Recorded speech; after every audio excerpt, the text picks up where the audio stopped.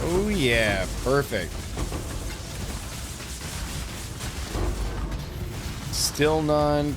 Give me the shrine. What's up, guys? We're here. Welcome back to the channel. Today, I'm bringing you Smite Trickster.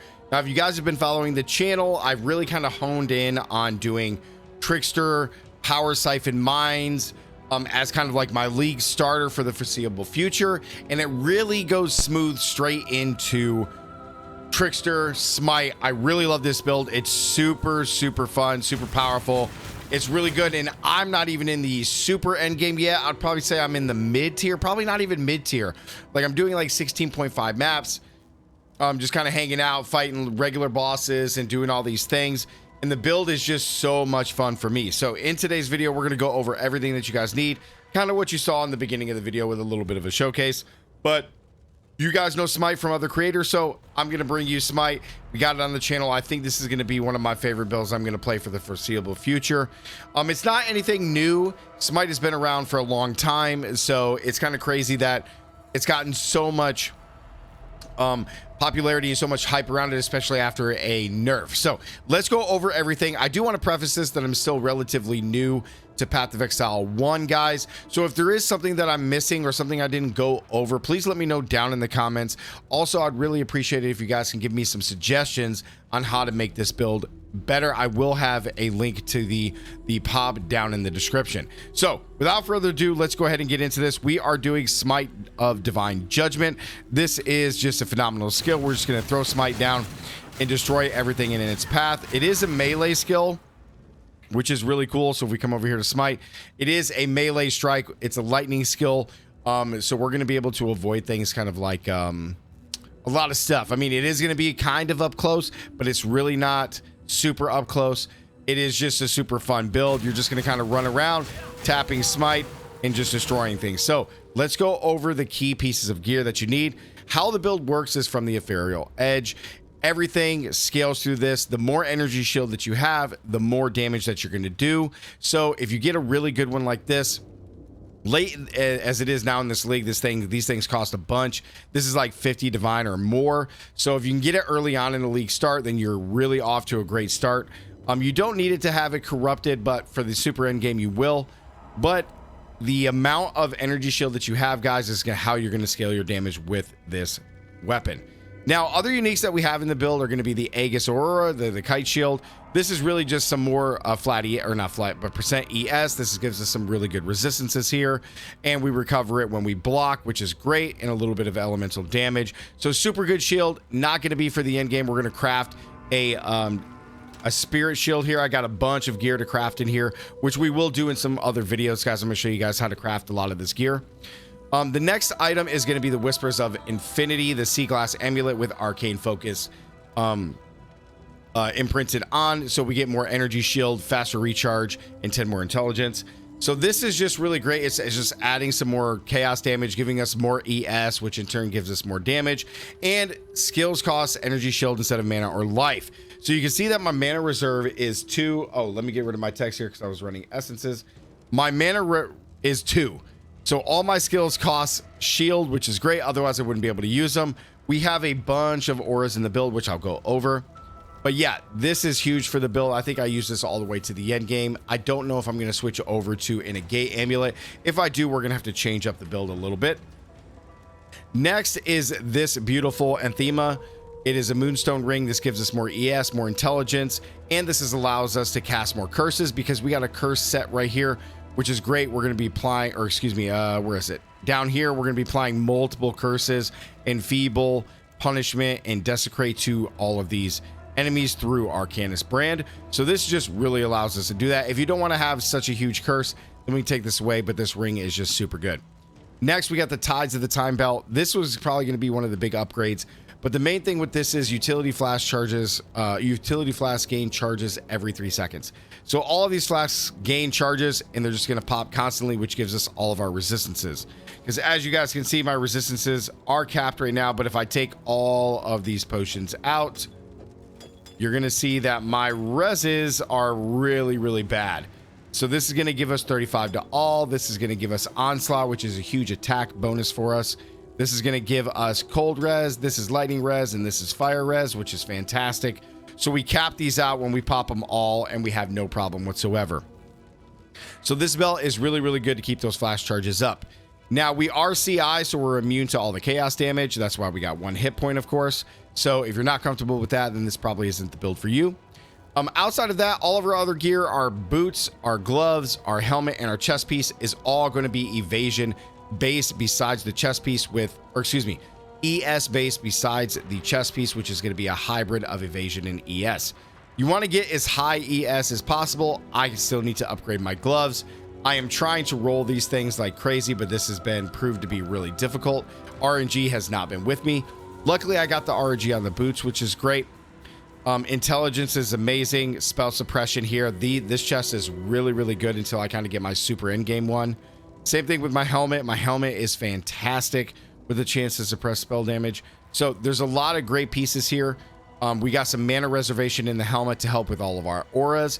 We got a lot of physical damage reduction here, a lot of action speed, gaining rage, a lot of spell suppression, which is just really, really important on our gloves. So this is kind of where we're at on gear, guys. There's nothing too crazy here. So this is pretty straightforward.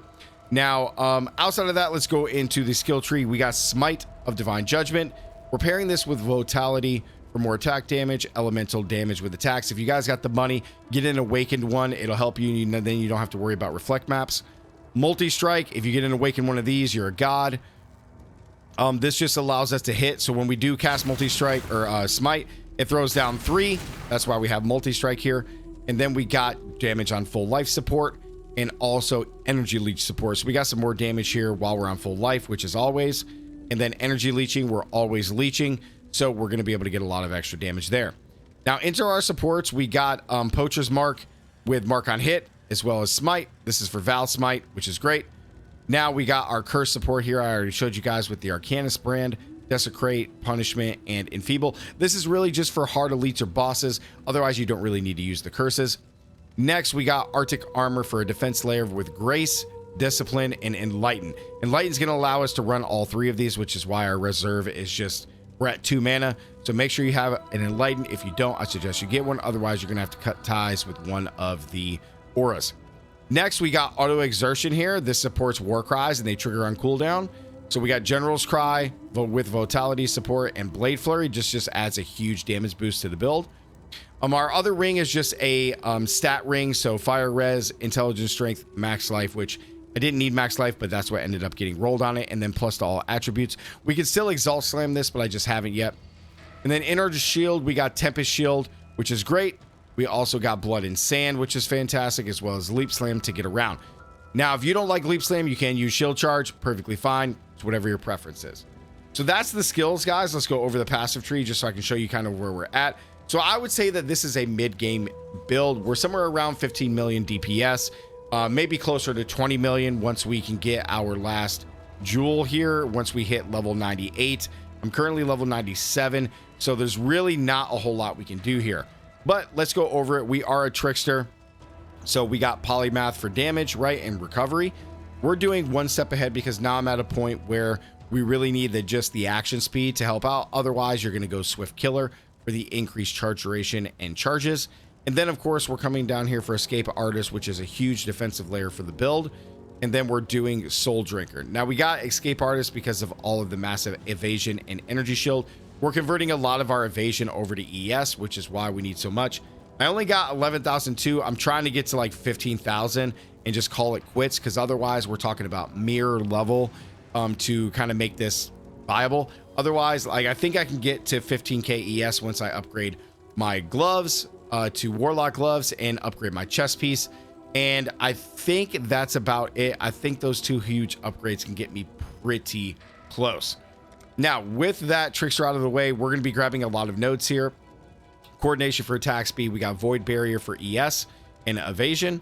Then we got a bunch of jewels here, guys. We're going to go over all the jewels. We got Fertile Mind. Dexterity from passives in radius is transformed to intelligence. So all of our dexterity nodes get transferred into intelligence, which is great. It's only 2 of them right now, or excuse me, 1, 2, 3, 4, 5 of them, which is fantastic. We got Charisma for mana reservation. We're also doing Void Barrier. We went over that. Now we are doing Forces of Nature. One thing here is we're rune crafting the fortress. It gives us 10% reduced attributes, but 40% increased global defenses, which is 40% increase of ES, which is just more damage. We got innervate here, all these nodes for spell suppression. We are taking a light of the meaning. Passives in radius also grant lightning damage, so even more lightning damage from all these passives, which is great. More lightning damage, 15% reduced cost. We gain mana with attacks. Increased mana reservation so we can do all of our auras. Next, we got a large cluster jewel. We want drive the destruction, fuel the fight, and martial prowess. We're also doing a Watcher's Eye. The main thing that you want here with Watcher's Eye is the chance to suppress spell damage while affected by grace. It's the only stat that matters. Any other stat is totally up to you. These cost about a divine. Next is our Storm Shroud. This is what's going to allow us to be basically immune to all other ailments. So once everything is popped, our stun avoidance, ignite, chill avoidance, all this will be 100% when all of this is going on, which is just fantastic. Next, we have a Lethal Pride here. You have to go on and use the like configure or whatever, but basically what you want here is just one right here that gives you double damage. That's all you want. And then plus to strength in the passive skills. So make sure you get that. Otherwise, you can use any one you want. Don't try to get anything too crazy because these things get really expensive. Soul Thief for even more evasion. We got a bunch of lightning damage here in the nodes. We're also doing Ethereal Feast for more increased total energy shield per second from Leech. We got Written in Blood and Energy Shield Mastery. We're also doing Influence for the Cursed Auras. CI, of course. Then we got more jewels. Again, we got Feed the Fury here, Martial Prowess, Veteran Defender. And then we also have a Cobalt Jewel. We want as much attack speed on this build as possible with increased ES. And then this jewel over here for Astonishing Affliction and Overshock for even more ailments as well as lightning damage. And then this last jewel slot when we hit 98 is going to be a similar jewel to this one for more ES and attack speed. Now coming down here, guys, we got Precise Technique for more damage. We also come over here and we grab Iron Reflexes. We're also getting Deflection here, chance to block. Down here, similar one, we got Advanced Guard, Fuel the Fight, Martial Prowess. Down here, we're going to take Split Personality. This is going to give us increased 25% increase effect per allocated passive skill between this and your starting location. So the farthest that this is away, we get more accuracy and more intelligence. And then we got the Crimson Jewel for Corrupted Blood. This is very important. I don't necessarily care what else is on this. You need to make sure you get one for Corrupted Blood. If you can get Flash Duration and Chance to Block, that's great. And a res maybe, but you need Corrupted Blood so that way you don't die. And then, of course, here for Entrenched for just more spell suppression and Life Flask, same thing here. So a pretty straightforward tree, guys. Not too bad. The build is just fantastic. Again, we just go through. Now, I want to talk about a few things when I come in here. And we're going to run this really quick. We're going to grab Harbinger. I do want to just showcase how this works because when I first started playing this build, you know, I was holding the button down and I wasn't, you know, living up to my maximum potential. So when you're running through this, like because you get 3 when you're standing still, you want to tap this, okay? You want to tap this as you're moving along. You can see we got some really good range here. Now, maybe up against bosses, you can just hold it, right? Because they're not going to be moving or single target stuff. Otherwise, you just move, you tap it around, and you should just blow everything up. Now, Val, when this fills up, drop your Val. It's going to delete the screen and hit the whole screen. I love Val strikes. It is so good. Make sure you quality up all your stuff. And yeah, the build is pretty straightforward, man. You know, I'm still relatively new to the game. So again, if I missed something or I didn't cover something very well, please let me know down in the description so I can kind of answer that. And if you guys really have any suggestions for the build, I would really appreciate it because this build is super fun. I plan on starting Power Siphon Mines into this every single league to start, and then I'll expand it to some other builds. So please let me know what you guys think down in the comments, and don't forget to subscribe, guys. As always, stay gaming. I'll see you guys in the next one. Peace.